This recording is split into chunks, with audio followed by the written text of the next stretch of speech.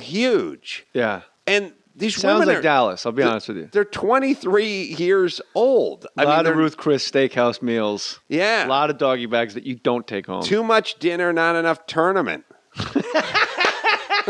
You magnificent bastard. You got to go to medieval times. I have to now. Well, like I You said, get assigned I know. You just go to take out. But now I'm going in. You get assigned, you take the boys, right? Mm-hmm. You get assigned to bring a couple friends, bring the ladies, and you get pie-eyed, and they assign you a segment like, okay, you're in the blue section. You have the blue night. Uh-huh. Every time he comes out, I need everybody in this blue section to go crazy. Mm-hmm. No, already you're going, I didn't realize that. This is kind of neat. Uh-huh. So, but you're sitting next to like the yellow section. So now the yellow, it's kind of like a soccer match. Uh-huh. And there's a black and white section. And then there's the green night where your waitress tells you that's over there. That section's the green night. Everyone else in the stadium boos the Green Knight. He's the worst. Right. So every time this guy comes out, you're just like, "Boo, you suck!" Right. And you're like livid at this guy just because some 16-year-old girl that lives in Altadena goes, "Okay, when the Green Knight comes out, you guys just boo him." Right. But it overtakes you. Mm-hmm. And we had the black and white night, and I'm screaming. I'm starting chants like a Guido at Shea Stadium. Mm-hmm. Black and white, black and white. And my whole section's like, yeah, we're just here. We're actually here for the prime rib, like Adam. Right. We don't know. We don't need tournament. Right. And then I'm looking at the other sections. There's like fucking beach balls being thrown around. Like they're actually da da da da da. Like it's like they have vuvuzelas. Gary Glitter's playing in the background. Unbelievable. There's kids everywhere. But next thing you know, someone ends up like that Giants fan in the parking lot of Dodger Stadium. You know what I mean? Like the Green Knight fan gets the shit kicked out of him by some of the black and white. You would think, but I haven't heard any of those stories. And I remember I was heckling the shit out of one of these guys, and he rode by in his horse. We were in the front row, a little showbiz juice. Sure. Like they put me right in the front. Sure. It was me, Nick, and my oldest boy. And Jack Nicholson. Yeah, Jack gets floor seats at the Lakers. I'm at medieval times in Anaheim going, "You suck, Green Knight." And that guy rides by on his horse, and with his sword hits the railing, and I swear to God, I go, ha, ha. Like I got scared, and I realized I can't look at my son for like 2 minutes. Like I have to look at him when it leaves his mind and say something like, "Hey, you want to go kick some ass?" Like, because if I look at him right now, it's his view of me has completely been changed forever. Yeah. And then, but our night, the black and white night, saw that go down and these guys apparently are skilled equines. I think that's an actual horse, is an equine. Equestrian people. Yeah, sure. So he rides by gallantly, and on the tip of his long ass jousting sword, and they're going like 15 miles an hour, sticks it into the crowd. And somehow, like, puts a beat on it where my wife, like, ladylike, just takes the rose off the tip of his sword. Wow. Now, these two are making fucking eyes at each other for the next hour. She feels a connection to this guy. He looked like Mario Lopez, but, like, with kind of like a mullet hair. Yeah. And he just keeps riding by. And every time he rides by, he winks at my wife, and my wife's, like, waving at him. Mario Lopez had mullet hair for the lion's share of his career. That's true. So this was Mario Lopez. Mario Lopez. There's more pictures with Mario Lopez and mullet head than non-mullet head. You're actually correct. So but this guy and my wife are making eyes at each other, and then he hands her a sash on his sword, Queen of Love and Beauty. And she looks at me like, I'm the Queen of Love and Beauty. Right. And then every time this guy rides by, he actually looks at my wife and like winks, like, all right, what's up? And then I'm like, these guys must pull crazy tail all the time. Literally. Like, how do you, like, look, I got to clean up horse shit, and then I got to house my steed. Right. But when you meet me out back where the horse shit goes, by the hay.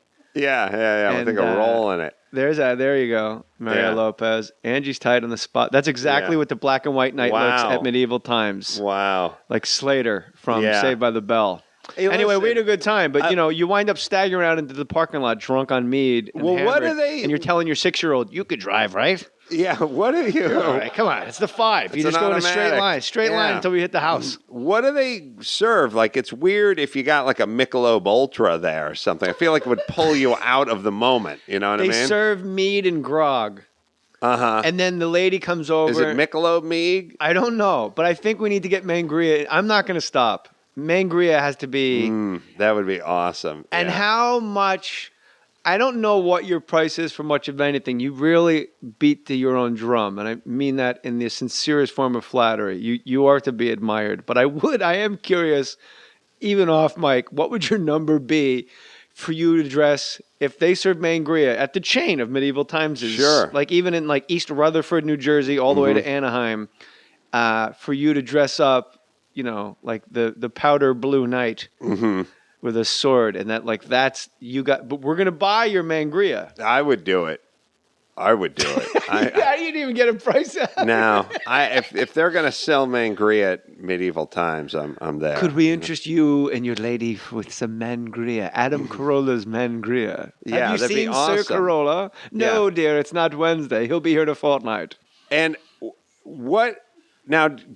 In the bathrooms, chamber pots, or they have regular the toilets and they have stuff a like footman that lowers you down. Wow. No, it's a regular bathroom, but it is the drunkest place I've ever been. It's like a Raiders game. Like people get so fucking hammered at these places. Like I don't know how you get that hammered on mead, which is beer. Right. Like they must have a flask section, but people in the restrooms are going like in the restrooms they're going black and white. Like they're talking. Like, oh really? Like that's their team. Well, they now. probably were tailgating. Like the black and white guys they went to that pirate early. ship place down the street. Yeah, and they tailgate with and to sit there with the blue knight or it's all right. The game didn't start. All's fair. All's fair. Right. I wonder if they ever get mad, like if a call goes the wrong way, like we got fucking robbed, and that guy said my horse was over the line. Yeah. How's my horse over the line? He's got a longer neck than your horse. What do you want from me? And they're probably talking about like dragon movies and movies like Highlander, bro. Highlander, bro. Yeah. But the people in Medieval Times, I realized early that I am not in competition with anyone at any time. Not early enough. I realized probably like 4 years ago. Way not early enough in my life to realize in show business, you're not in competition with anyone at any time. And when I got into podcasting, you debut high because all your subscriptions are new. And all of a sudden you start checking the charts and you're going, what's the deal with Carolla and this other guy and these people? And then you realize any advice I can give anyone in getting into show business, trust Adam and I. There is fucking more pie than there is pie chart for all of us. Right. Okay. So the thing is, the people at Medieval Times, they're in show business to them. Yeah. And they're looking at us like we're fucking up their shit. Like if they could just bust us off to the side and move up that ladder from riding a horse at Medieval Times. Yeah. Well, where would you put... the longest intro in the world. Yeah. Sorry. Well, now what? Now, succinct. Did you used to compete? I mean, did you used to have... Always. Because I was always the youngest. I was the youngest on my block by 2 years. So everyone just kicked the shit out of me. Like I was just a tackling dummy until I realized, if I tackle low and just don't let go, he'll fall down on top of me. And the mailman be like, what the fuck? Yeah. I'm trying to deliver shit. I'm sorry. I had too much meat. I had too much Adam Carolla Mangria. I thought your mailman bag was a football. And so... You got any extra baseballs in there? Because I'm going to Yankee Stadium later. I got my wallet ball in case you catch the home run ball. May I? So you then got very competitive. Yes. And then stand-up, I was 15 when I started, 16. Wow. And so then I was always the youngest guy, no matter... I wasn't old enough to be in the place. I was performing. And I was like this novelty. So then it's like this competitiveness. Like, I'm going to destroy everybody. Right. So I'm not a novelty. Do you know what I mean? Yeah.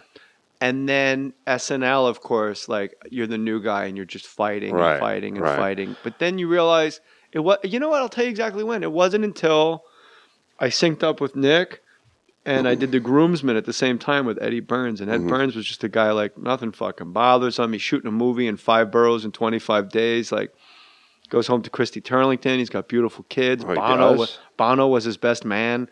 Really? And he goes, you know what it is, J. Moors? You get to a point in life where you realize apparently I can get whatever the fuck I want. So then you just stop running around. Right. And I was like, oh. Yeah. Well, yeah, you're hanging out with Christy and Bono. I mean, you're a little bit skewed, you know what I mean? You ain't chasing anything. No, I'm not. You've settled in. You settled in early. I had a situation the other day. I don't know why, but when I think of U2, the band U2, I didn't hit that. I said it like the spy plane. But when I think about the band U2, I always think of Bono, and then The Edge, and then what's the drummer's name? Paul and Larry.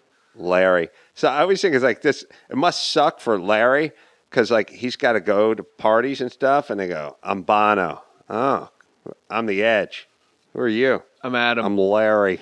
Larry and Adam. Oh, that's it? Yeah, just Larry. No cool name? Just no Bono or Edge? No, I'm Larry. Like, it's got to suck for Larry from U2. But so we never hear about Larry Mullins Sr. No, it's true. You know, like we know Floyd Mayweather Sr. Yeah. All the good Ken Griffey Sr. Now tell me what you would do with this in your ego. I had this happen to me all the time. It's happened times 2 now. And I did it yesterday. Yesterday, I did an hour-long interview with New York Magazine about Jimmy Kimmel.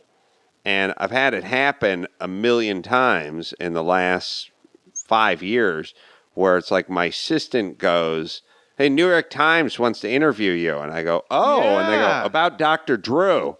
Yeah. And I go, "Oh, okay." And I swear to God, it'll happen all the fucking time. It's like Rolling Stone wants to interview you. "Oh, about Jimmy Kimmel." And I'll be like, "Oh, okay." So half the interviews I do, it's times 2 with me because they're doing a story on Jimmy Kimmel, they're doing a story on Dr. Drew, and they have to talk to me.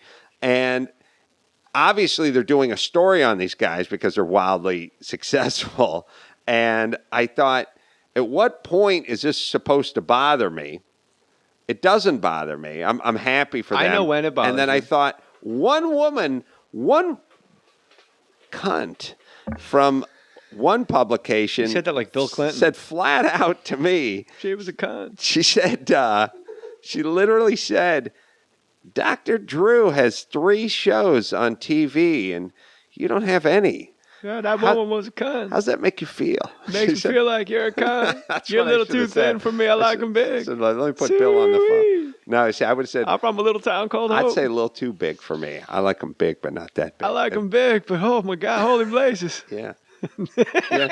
I know it, but I do the same thing where people ask you to do interviews for people like, Phil Hartman or Chris Farley or this person. Exactly. Yeah, they're dead though. Sure. But still, I'll tell you where my ego personally comes in. When you read the article and your hour on the phone is just a fucking sentence, and you're like, true. Bro, I gave you gold. Like I waxed poetic. I gave you like the greatest things. Yeah. That's nice that you went with the 14. Oh, but they don't know what the gold is. You know what I mean? But that's where my ego comes in. I'm disappointed, like, oh, man. Yeah. Or like Patrice O'Neill, huge article in the New Yorker, and I had his last interview on my podcast. Right. So I talked to this person over 2 days, and I'm like, wow. Like, and I could have, people other than you and I would have made a meal out of it, I would assume. Sure. Say, like, this is his last interview. You might want to listen. And it was completely off limits. And because he was a friend and it was a thing. And to be perceived as somebody doing that would be disgusting. So I never spoke about it. I never encouraged people to go listen to it.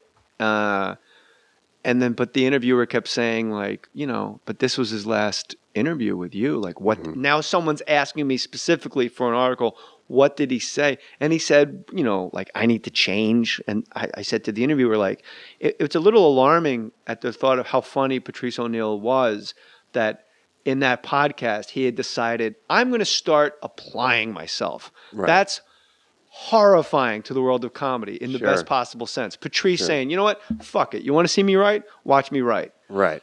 I said it much more poetically, but I remember like reading it going, how do you leave that part out? Like Patrice was going to apply himself. And then I realized I'm way more upset that my fucking quote that this person in the New Yorker didn't write.